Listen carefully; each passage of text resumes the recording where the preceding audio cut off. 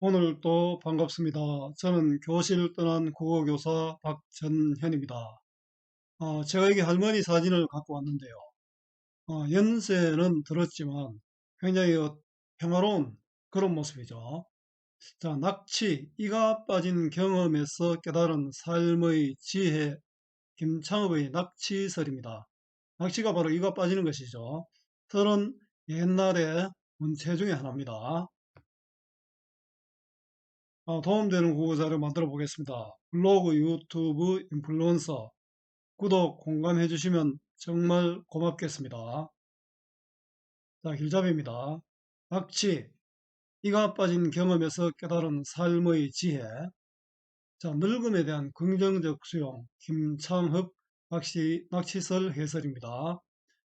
자, 김창흡은 조선 후기의 학자로 영의정 김수항의 셋째 아들로 과거에는 관심이 없었으나 아버지의 명으로 응시하여 합격한 뒤 과장에 발을 끊었다. 한번 합격하고 그다음부터는 시험치러 안 갔다는 거죠.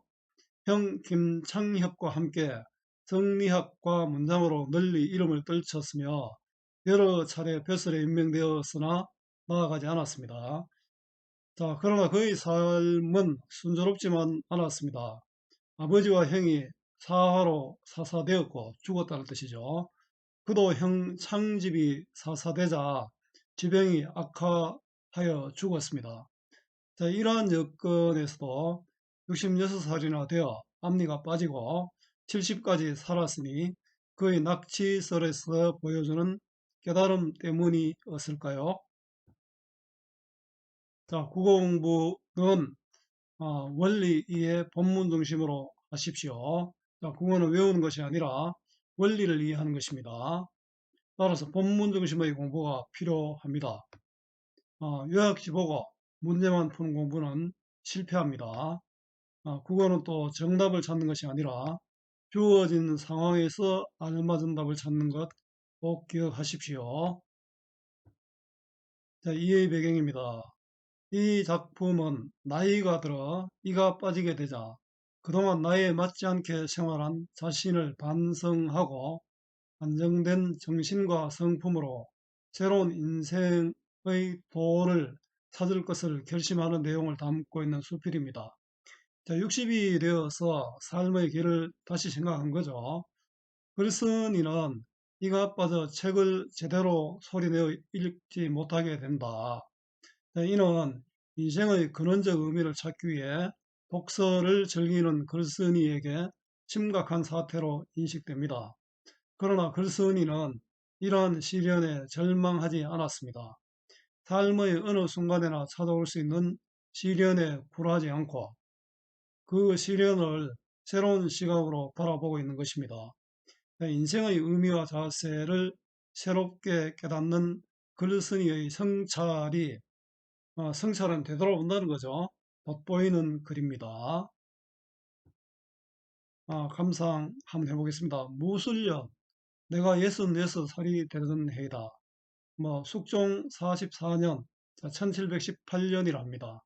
옛날에는 66 같으면 굉장히 노인이었습니다.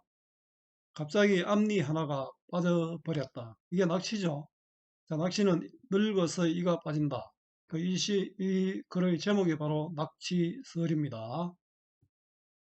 그러자 입술도 일그러지고 말도 세고 얼굴까지도 한쪽으로 비뚤어진 것 같았다. 낙치 후의 변화들입니다. 아무래도 좀 그렇겠죠. 젊을 때는 피부도 팽팽하고 하지만 나이 들면은 주름도 많아지고 쭈글쭈글하고 이렇게 되지 않습니까? 거울에 얼굴을 비춰보니 놀랍게도 딴 사람을 보는 것 같아 눈물이 나게 하였다. 이가 빠진 후의 어떤 충격이죠. 그렇게 한참을 바라보다가 다시 곰곰이 생각해보니 사람은 집자리에 떨어지고 나서부터 집자리는 사람이 태어날 때 우리 짚을 깔고 태어나는 모양입니다. 자, 사람이 태어나는 것을 엄마 뱃속에서 집자리에 떨어지니까요. 사람이 태어나는 것을 뜻합니다. 늙은이가 되는 동안에 참으로 많은 절차를 밟게 된다는 것을 알게 되었다. 자, 낚시로 깨달은 것이죠. 그 어린 아기에서 지금 나이 먹을 때까지 노인이 될 때까지 많은 일이 있었다. 66세에 앞니가 빠졌습니다. 상당히 건강했던 것 같다, 그죠? 사람이 태어났다가 갓난애로 죽으면 이도 나지 못한 채 죽게 되고 17살에 죽으면 전리도 갈지 못한 채 죽고 마는 것이다. 그러나 8살을 지나 6, 70살까지 살면 새이가 나고 난 뒤이고 다시 8, 90살이 되면 이가 또 새로 난다고도 한다. 자, 이를 기준으로 사람의 생애를 한번 정리해 봤습니다. 그런데 내가 살아온 나이를 따져보니 거의 4분의 3을 산 셈이다. 영구치가 난 뒤로 벌써 환갑이 되었으니 환갑은 61죠. 너무 일찍 빠졌다고 하여 탄탄할 수만은 없을 것 같다. 이가 빠지는 것이 지금 자연스럽다는 뜻이죠.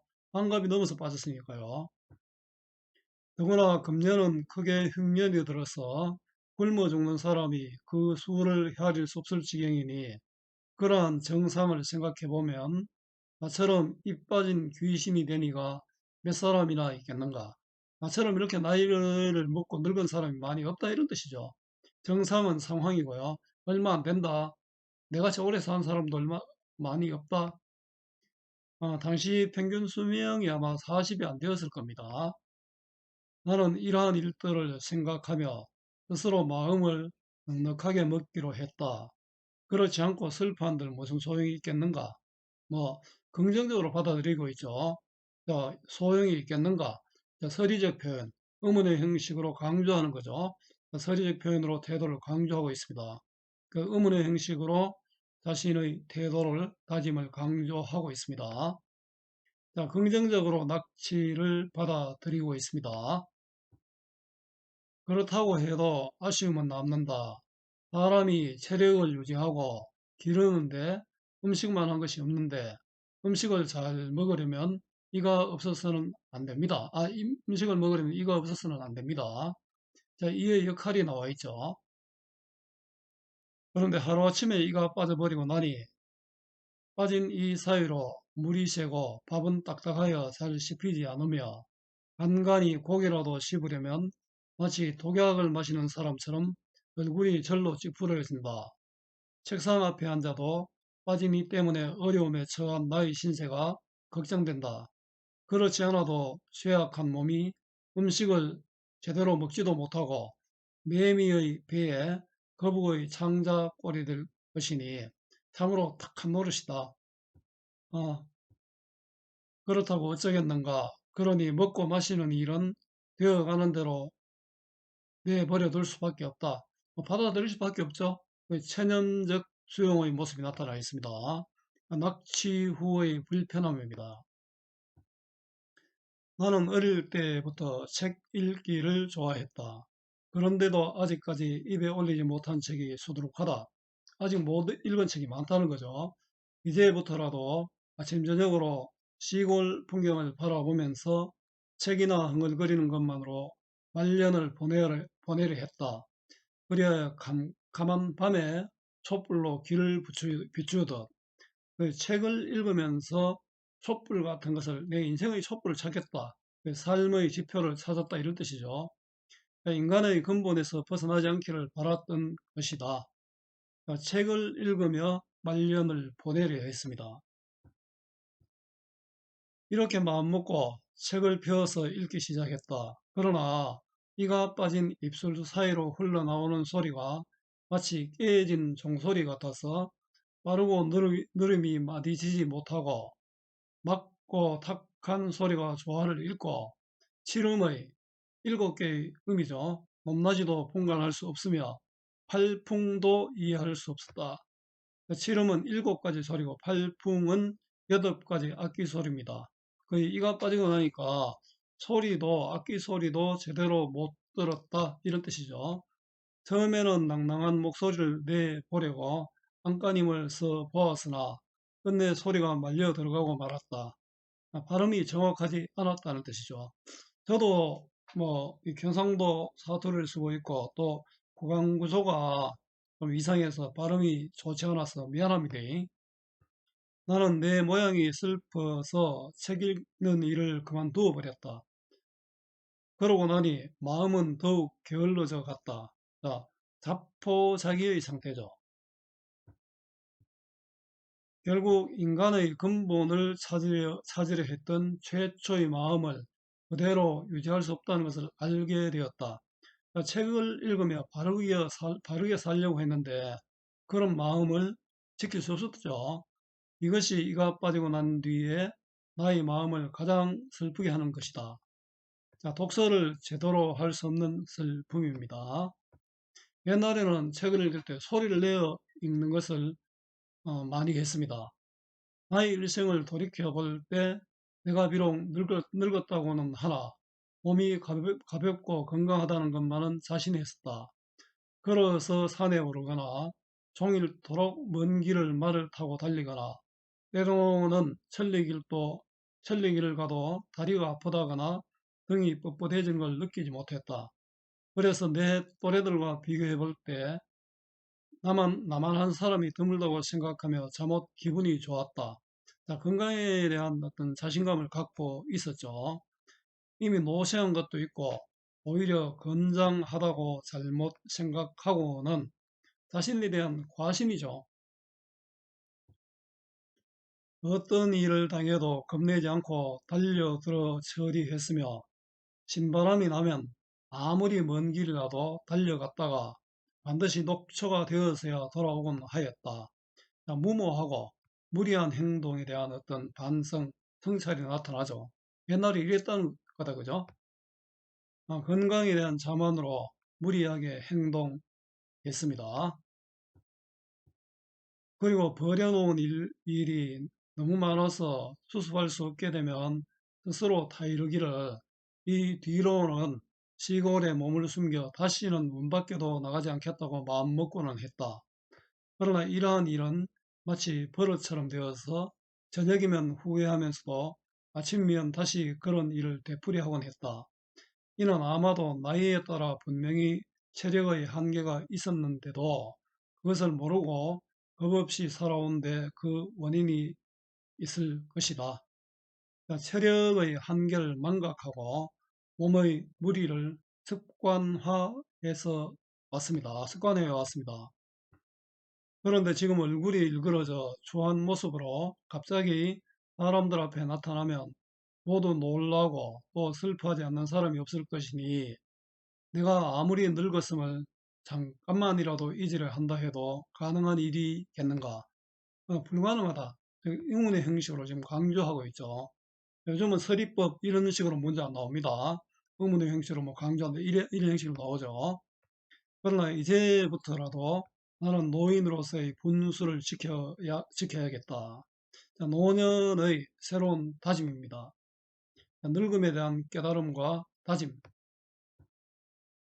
옛날 스님들의 예법에 사람이 60살이 되면 마을에서 지팡이를 짚고 다니고, 자, 군대에 나가지 않으며, 옛날에는 군대에 뭐 차출대에 나갔잖아요. 지금은 젊을 때가지만 옛날에는 60살까지도 나갔다고 합니다. 또 학문을 하려고 덤비지 말아야 한다고 했다. 자, 스님들의 말에 근거하여 자신의 깨달음에 대한 확신을 얻었습니다. 나는 일찍이 얘기를 읽었으나 위와 같은 예법에는 동의하지 않고 계속해서 잘못을 저지르곤 했는데 지금에 와서야 그동안 내가 한 행동이 잘못되었음을 크게 깨달았다. 무모하게 살았던 삶에 대한 반성이죠. 앞으로는 조용한 가운데 휴식을 찾아야 할까 보다. 결국 빠짐이가 나에게 경고해 준 바가 참으로 적지 않다 하겠다. 낚시로 인한 깨달음이죠. 낚시로 인해서 이가 빠지면서 많은 것을 깨달았다. 낚시가 준 경고와 가호에 대한 성찰입니다. 옛날 성리학의 대가인 주자도 눈이 어두워진 것이 계기가 되어 본심을 잃지 않고 타고난 착한 성품을 기르는데 전심하게 마음을 모으게 되었으며 그렇게 되자 더 일찍 눈이 어두워지지 않는 것을 한탄했다고 합니다. 눈이 안 보이니까 마음으로 더 공부할 수 있었다는 거죠. 그렇다면 나의 이가 빠진 것도 또한 너무 늦었다고 해야 하지 않을까. 얼굴이 일그러졌으니 조용히 들어앉아 있어야 하고, 말소리가 세니 침묵을 지키는 것이 좋고, 보기를 쉽게 어려우니 부드러운 음식을 먹어야 하고, 글 읽는 소리가 낭낭하지 못하니 마음속으로나 읽어야 할 것 같다. 자, 현실에 대한 인식의 전환이죠. 옛날에는 옛날에 했던 것들을 하지 않아야 되겠다, 이런 뜻이다. 그죠? 늙음에 대한 긍정적 수용의 다짐입니다. 조용히 들어앉아 있으면 정신이 안정되고, 말을 함부로 하지 않으면 허물이 적을 것이며, 부드러운 음식만 먹으면 수복을 온전히 누릴 것이다. 수복은 오래 살고 복을 누리는 것이죠. 이렇게 부드러운 음식을 먹으면 오래 살고 복을 누리게 될 것이다. 선생님도 요즘 옛날만큼 소화가 안 되더라고요. 좀 적게 먹고 있습니다. 그리고 마음속으로 글을 읽으면 조용한 가운데 인생의 도를 터득할 수 있을 테이니, 그 성원익을 따져본다면 이로움이 도리어 많지 않겠는가. 이가 빠지고 얻는 것이 더 많다, 이런 뜻이죠. 자, 늙음이 주는 이로움입니다. 그러니 늙음을 잊고 함부로 행동하는 자는 경망스러운 사람이다. 그렇다고 늙음을 한탄하며 슬퍼하는 자는 속된 사람이고요. 경망스럽지도 않고 속되지도 않으려면 늙음을 편하게 받아들여야 합니다.